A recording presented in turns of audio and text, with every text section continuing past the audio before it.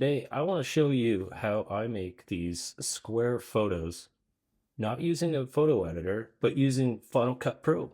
And it turns out you can make square photos that work perfectly on social media, especially Instagram, which is the hardest platform of all to get, your photos centered properly. And I find using a square photo format works well. You can actually print them as a 12-inch by 12-inch canvas print. They turn out pretty well. How do I do this? Let's find out. So here's Final Cut Pro. I took all of these photographs using my iPhone 14. What you want to do is you want to make a new project. Okay, and let's call this Aqua Dreaming. Sure, good enough. So the secret sauce, or the first secret sauce tip, if you go to Use Custom Settings, and for your video format, click this little thing here to get the pull down menu and go to Square. Okay, so we're in the video format is square. The resolution could be 720 by 720. It can also be 1080 by 1080. So we're gonna make 1080 by 1080. And you can select any frame rate you want, but I recommend using 30. It keeps it cleaner if you select 30p. Keep your rendering at Apple ProRes. Your audio isn't going to matter. And then click OK to create your new project. Let's copy all three of these. So we'll go Control C to copy them. Go back into Aqua Dreaming. We'll paste them. Let's get rid of that. And we have to go out of the project and back into the project for the zoom to be able to work. So now our zoom will work properly. Just a weird little bug with Final Cut. All right, so we have these 4 images. That one's pretty good too. Not sure which one we're going to pick first. So the first thing I like to do is go to my generator tab here and scroll down until we're going to get ourselves a solid. And I like to pick a garish one. We'll get a vivid and just click and drag it down there. We'll make it the same size as one of our photos, which typically is 4 seconds long. Again, it doesn't matter, but 4 seconds is a good one to use. Then we'll copy that, put our play bar there, and we'll just Control V, so that we've got this vivid under each of them. And now what you can see is our photos that we took have this blue banding top and bottom, which obviously we don't want in our square photo. And when it was black before we put this in, it was hard to know that. But when we put this vivid in there, and I'm using V to make that visible and not visible, it becomes pretty obvious that that's not the look that we want. Let's take this one, for instance. Go to the select the photograph or the clip. Go to the clip inspector up here, and then scroll all the way down to spatial conform, and you'll see that the default spatial conform is set to fit. If you click that and go down to none, suddenly there's no spatial conformity.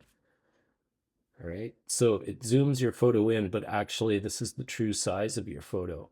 So this is sort of a way of getting macro for free. It's a cheap macro, if you will.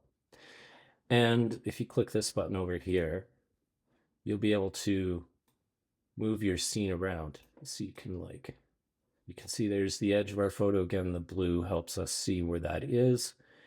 And we can look around for, you can see some incredible detail there, right? Some of that limestone formation or whatever that is. Some of the raindrops that were hitting the water down there. So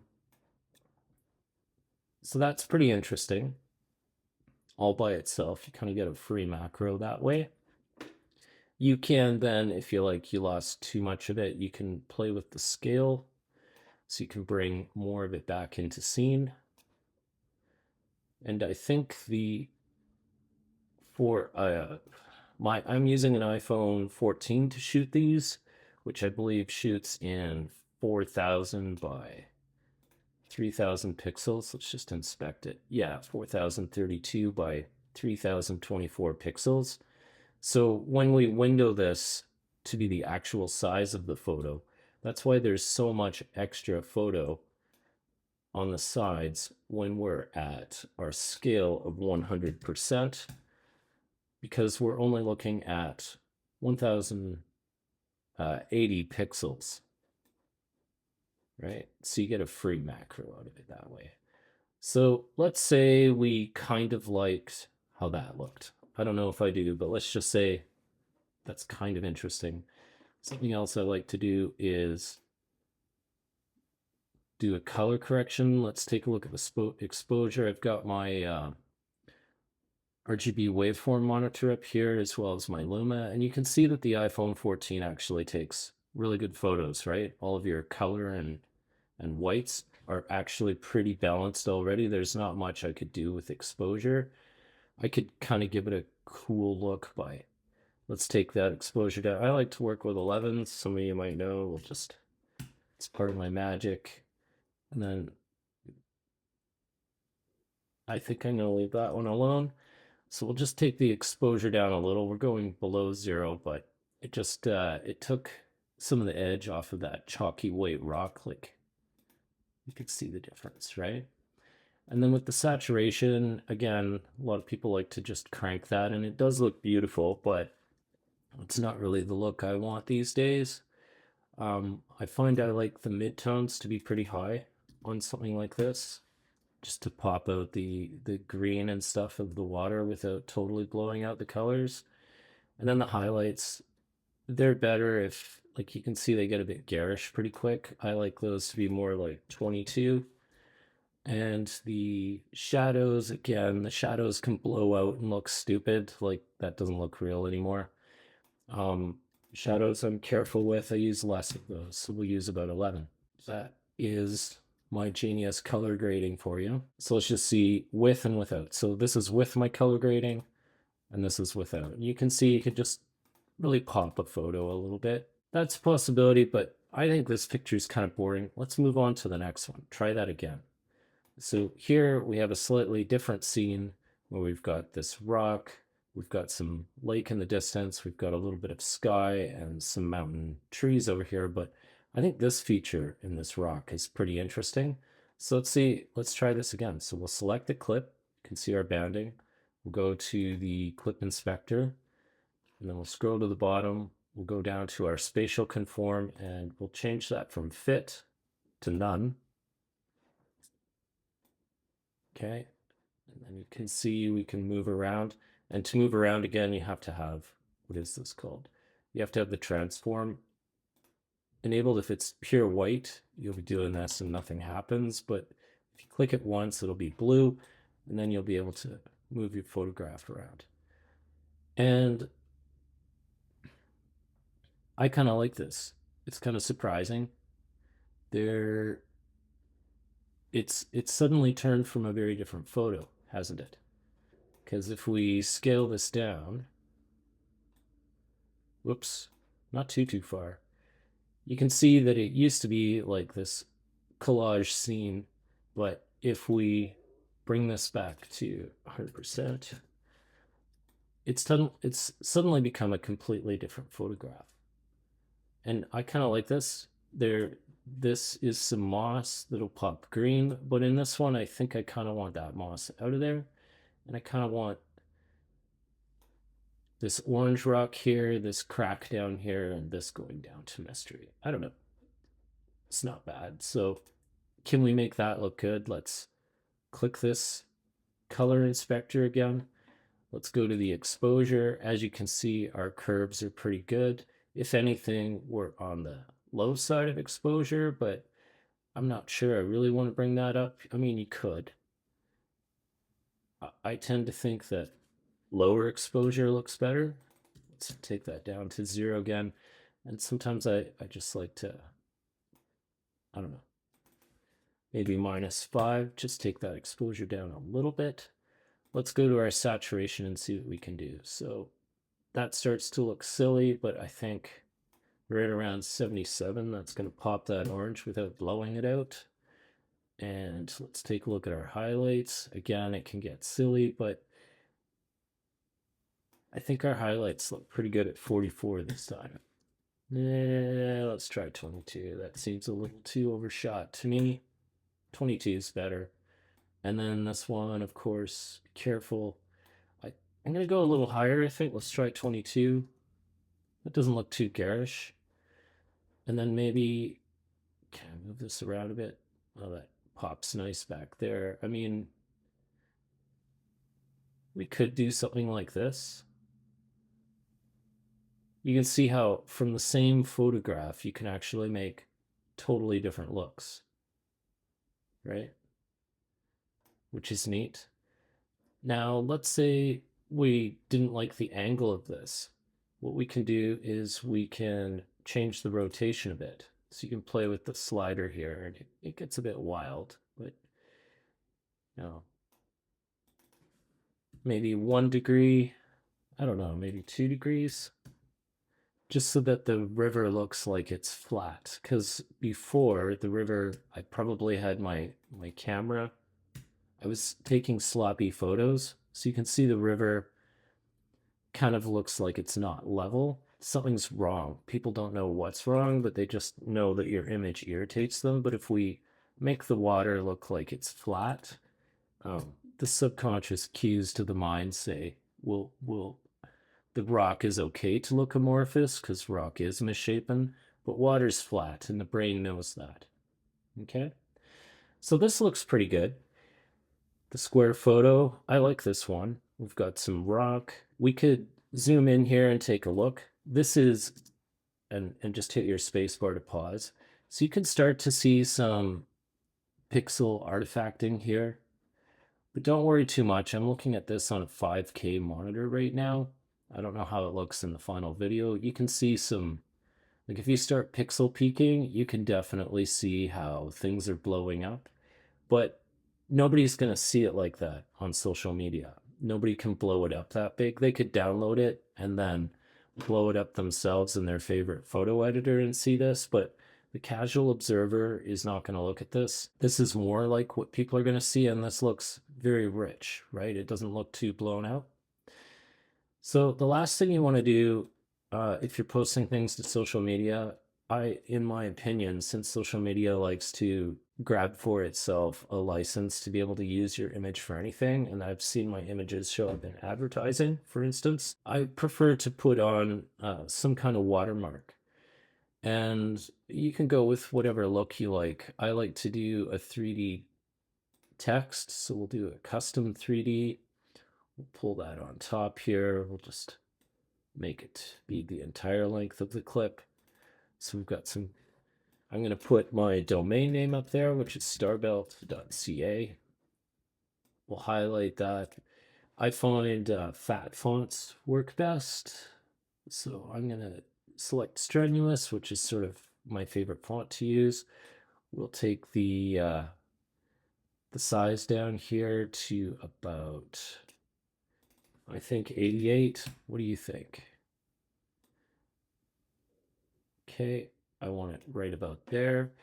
Let's do some things though. It looks a little thick to me, so if we scroll down here, we can change the depth to something like 4. And let's go with some round stuff. I think I like my front edge size to be 4. That might be a bit much. Maybe I like this at 2. And this at 2. And we'll make these round. And we'll give it a metallic chrome look. But now it looks like dark because we dragged it to the bottom. When you do 3D text, your HDRI is usually optimized for your text, your 3D text to be in the center of the screen, and such that when you bring it down here, it starts to be out of the light and looks like that. So you can fix this. You can go to the lighting and go click show. And right now the lighting is standard. You could change this to be different directions, but it's not going to help you too much because your light is up here. There's no light down here. So let's put that back to standard and go to the environment. Actually, if we turn environment off, yeah, we've got nothing. You can see it's just black. So turn your environment on and then show your environment. And right now our environment is type field. And you can see why it's so dark, because there's no light down here. You could do weird things if you like, colorful, but one I find is my standby is the light box. So let's click that. You're still a bit dark, but then you can use your rotation to kind of, there you go.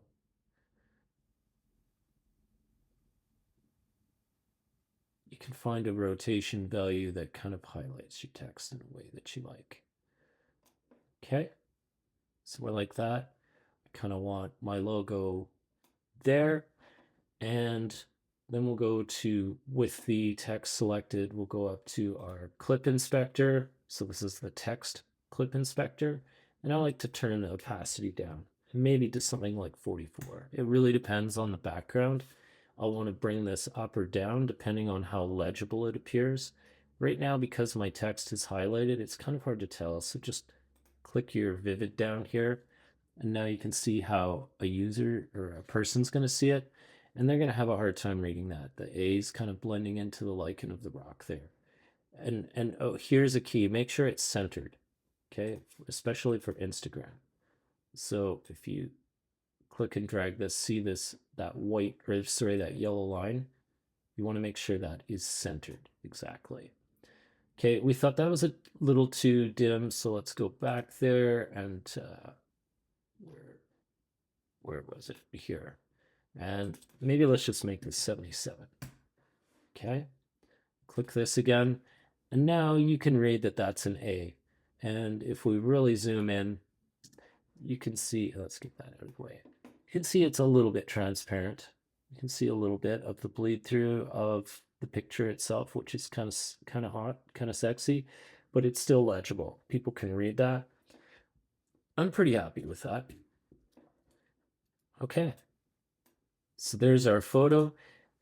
What you could also do is you can pull up your effects browser and you can add any effect to your picture. I'm not going to do this, but let's say you wanted to add a comic ink effect to your photograph. You could do that, right? And go play with it, and you could make something that is completely different than the original photo. Right? That's one example. Stylize. I mean, you get the idea. You could add any of these effects. Okay? I'm not going to add any effect. I like this as it is. So put the playhead anywhere in that photograph. Make sure that it's highlighted. Okay? And once it's highlighted, go to File, Share, and then Save Current Frame. Okay? And then here we'll have the project name. I like Aqua Dreaming. I prefer to be a lowercase guy for some reason, so I'm just gonna Aqua Dreamer. I like that even. Let's call it Stone Aqua Dreamer, or maybe Aqua Dreamer Stone. I kind of like that, Aqua Dreamer Stone. And let's just make that my description as well. Aqua Dreamer Stone. Put yourself in there.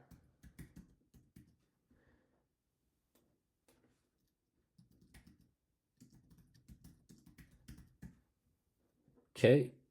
Now, right now, so this is our info. Then you can click on settings and you can choose what kind of image you want to export. Okay, so for online sharing, I highly recommend JPEG image. And I often do two saves. I do one of a JPEG image for sharing on social media. And then, so let's do that first. So we'll make this a JPEG image. I don't want to scale anything. I'm already happy with my scaling.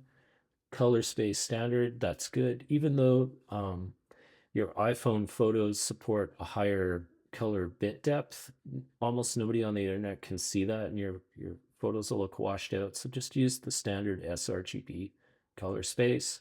I'm not going to burn in any captions. It's JPEG. Go next. I have like a 1080p artwork collection where I store all these. So I'm going to go Aqua Dreamer Stone. Let's save it there. Usually I get a notification at this point. Let's take a look and see what happened. It did save it. Control or Command I. Another way of doing it is to right click and go down to Get Info. Both of those will take you to this tab where you can see that, you know, you're about 582 kilobytes on the disk, like half a meg. But you can see that your dimensions are 180 by 180. Your color space is RGB, and your color profile, everyone's going to be able to see it. It's not going to look weird to some people. And this is actually 1 megapixel. Okay, that's pretty good. I like to do one more thing. Select this and hit V to make your logo invisible. And then make sure that this is white. Make sure you like the frame. Go back to File, Share, Save Current Frame. And what did we call that? Aqua Dreamer Stone? I forget what we called it. What did we call it? We did Aqua Dreamer Stone. Okay, let's just copy that. Let's Aqua Dreamer Stone, but now let's also add something here. Let's say no watermark, just so we can keep it straight. And then in our description, no watermark.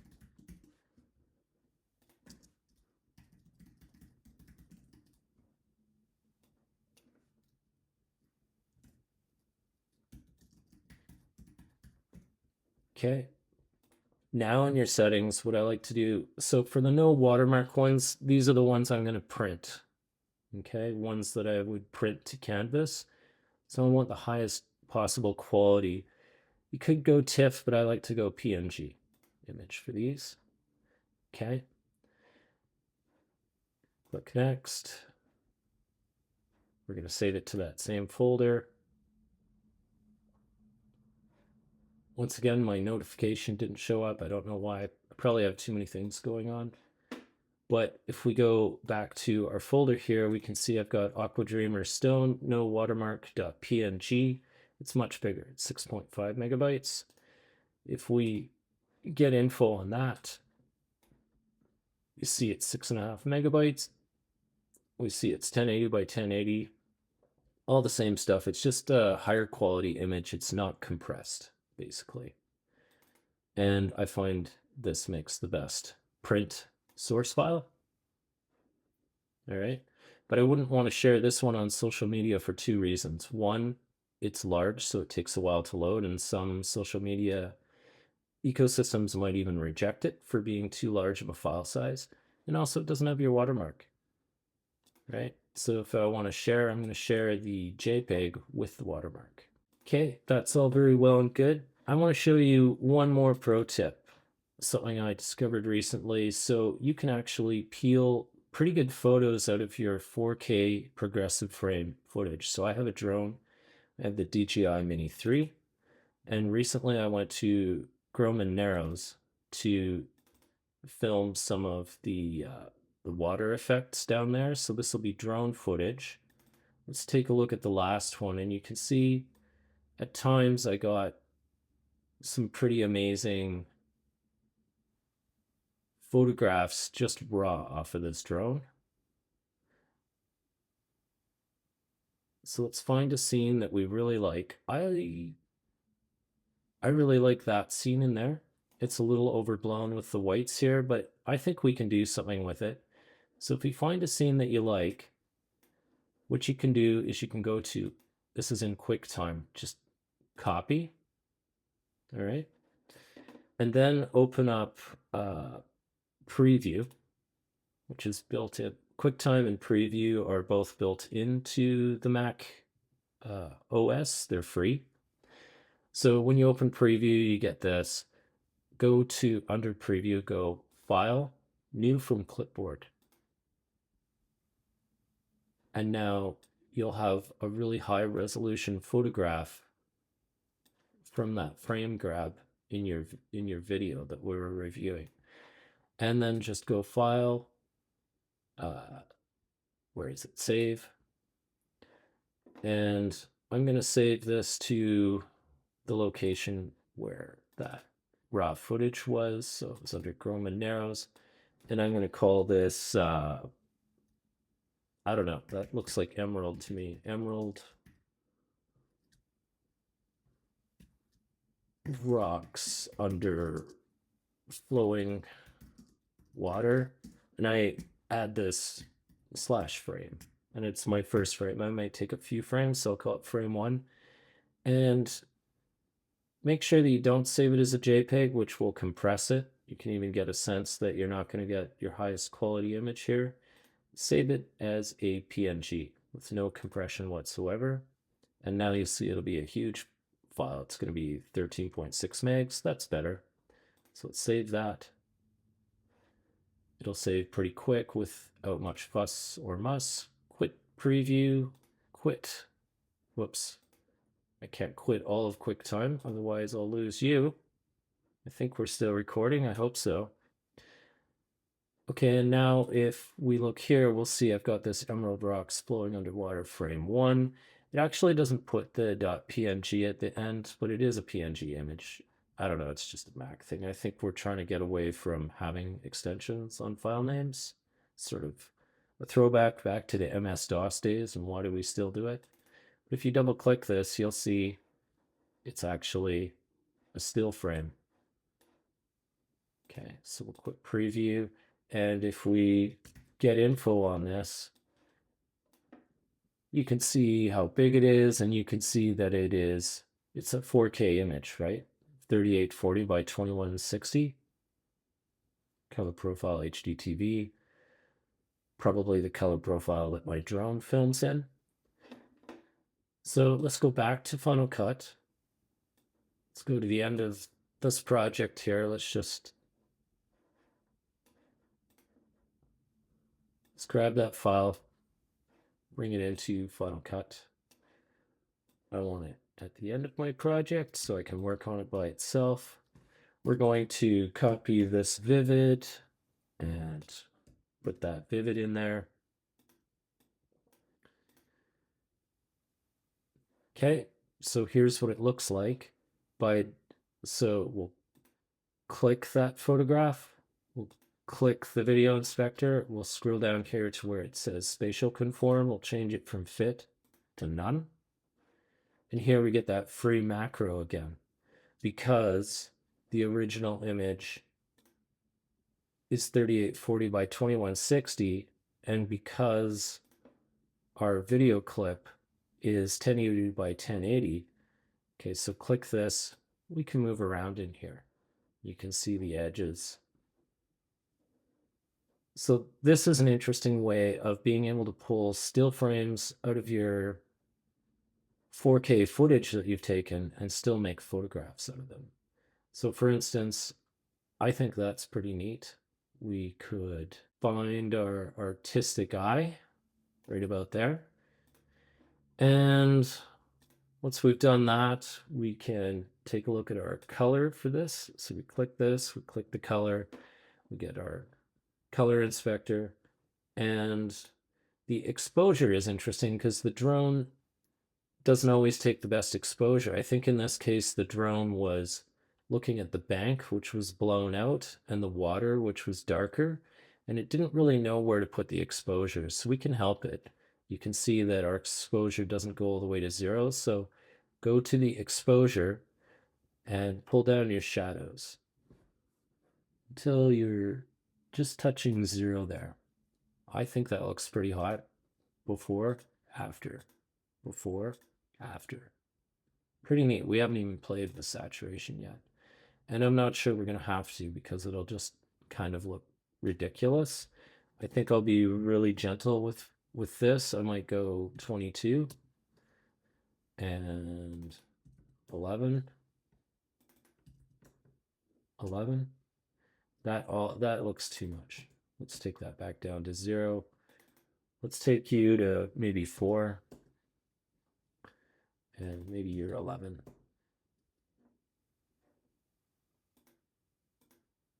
That looks pretty hot. Since we did our logo before, we can hit V to make it visible over there again, Control C to copy it, get our playhead aligned, Control V to paste it. Now we can see that our logo is really pronounced, which might be the look you're going for, but I try to be usually a little more subtle. So again, we'll click our logo, we'll go to this clip inspector, and instead of 77% opacity, let's go 44 this time. And I think that looks much better. Let's give it a second render. There we go. Let's zoom in on it. You can see a little bit of the, let's get that out of the way. You can see it's transparent. You can see what's happening underneath. And I think this image looks really neat. So let's go ahead and save this one. So let's file, share, and make sure your playhead's over here. Now, why is it red this time? I don't know. Because it was white before, right? But just make sure your playhead's selected, you have it where you want, and then let's go file, share, save current frame. I think this one could be called Aqua Dreaming. So because this one has the watermark, we will change our settings to JPEG for sharing on social media. Click next. Let's give it a second. Then we'll hide our logo. Make sure that we're still selected. Go back to File, Share, Save Current Frame. Aqua Dreaming, no watermark. And since this is going to be our printable one, we'll make it non-compressed, make it a PNG image, and we'll save that. Instagram is notoriously difficult for centering images and showing your logos. Go to Create a Post. We'll select from my computer. I'm going to be in that artwork collection. I want to put up Aqua Dreaming and just make sure that your watermark is there. Okay, we'll upload that. Click next. So I guess let's go back there. So here's where a lot of people have trouble on Instagram. This crop often will take away, you know, the highlight of your image. You might crop out something. It's never fun to have to crop your image. And then often your logo ends up disappearing in this crop. But I don't bother to crop at all because it's already square. Just click next. You can throw a filter on if you like. I'm just going to go original. Click next. I'm terrible at tagging. Probably I should do a lot more and maybe I'd be more popular, but I'm just going to call it Aqua Dreaming. And then we'll share that. And now you can see that your picture looks pretty good even in preview. Instagram recently changed things to look more tall instead of totally square, which isn't a look that I like. But with this method and centering my pictures, you can see there's very much a centering theme of what I want to show for the most part, such that when Instagram centers things and does its center crop, my images still look pretty good in this preview. And more importantly, my logo is showing properly. It's kind of interesting using Final Cut Pro as a photo editor, but there you go. Anyway, thanks for watching. I'll see you next time. Bye.